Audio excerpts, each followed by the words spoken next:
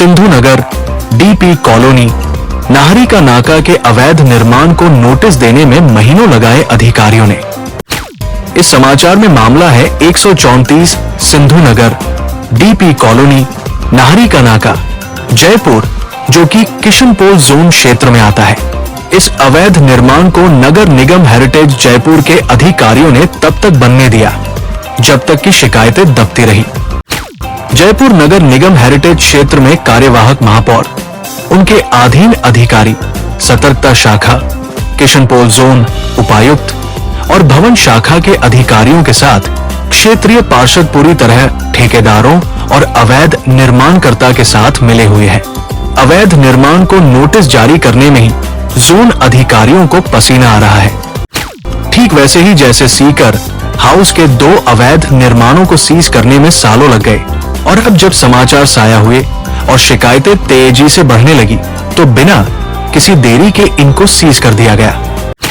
इस मामले में भी पहले तहखाना बना और फिर मंजिल दर मंजिलें बनती ही चली गई। नगर निगम हेरिटेज के आयुक्त, सतर्कता उपायुक्त, जोन उपायुक्त सहित अन्य अधिकारी माल कूटते रहे। इस मामले में कई शिकायतकर्ताओं को डरा धमकाकर चुप भी करवा दिया गया, लेकिन कुछ जागरूक नागरिक और पत्रकार नहीं दबे और अब इस अवैध निर्माण को सीज करवाने में लगे हुए हैं। किशनपोल जोन उपायुक्त और भवन शाखा के अधिकारियों को अवैध निर्माण को नोटिस जारी करने में ही 1 साल से ज्यादा का समय लग गया और अब अवैध निर्माण बनकर तैयार हो गया, जहां तहखाने में शटर लगाकर दुकानें बना दी गई। बाकी भवन में इसकी तैयारी जोरों पर है।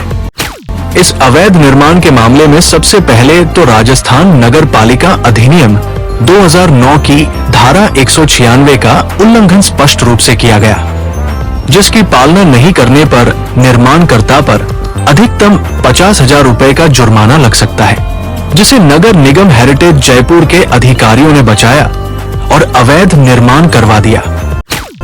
यहाँ पर चर्चा का विषय ये भी रहा कि उक्त अवैध निर्माण को निर्माण स्वीकृति भी दी गई बताई जा रही है, लेकिन निर्माण स्वीकृति के विरुद्ध निर्माण करने के कारण निर्माण स्वीकृति की शर्तों और कानूनी प्रावधानों के अनुसार निर्माण स्वीकृति भी स्वतः ही निरस्त हो चुकी है।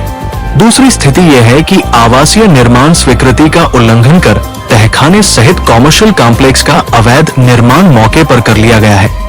इस कारण भी निर्माण स्वीकृति स्वतः ही समाप्त हो चुकी है।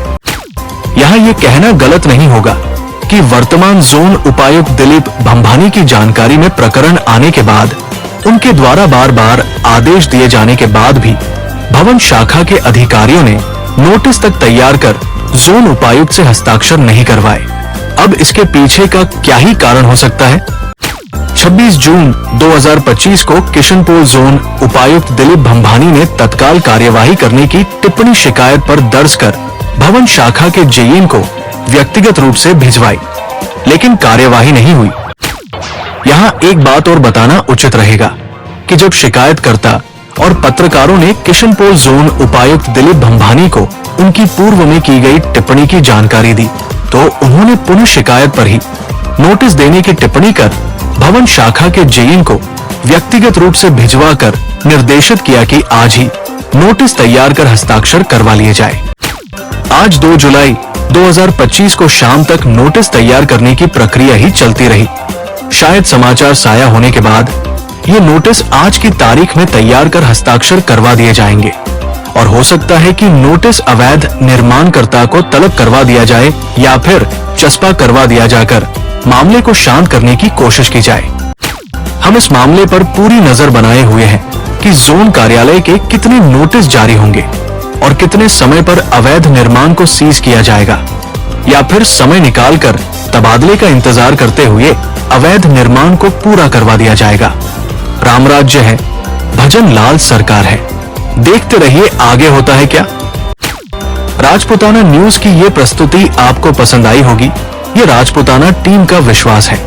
राजपुताना न्यूज को अभी तक सब्सक्राइब नहीं किया है तो YouTube पर सब्सक्राइब करना जरूरी होता है, और Instagram या Facebook पर है तो हमें फॉलो कर अपने साथियों को फॉरवर्ड करना आवश्यक है, और ये सब निशुल्क होता है। नमस्कार, शुभकामनाएं। राजपूताना न्यूज जयपुर ब्यूरो की प्रस्तुति।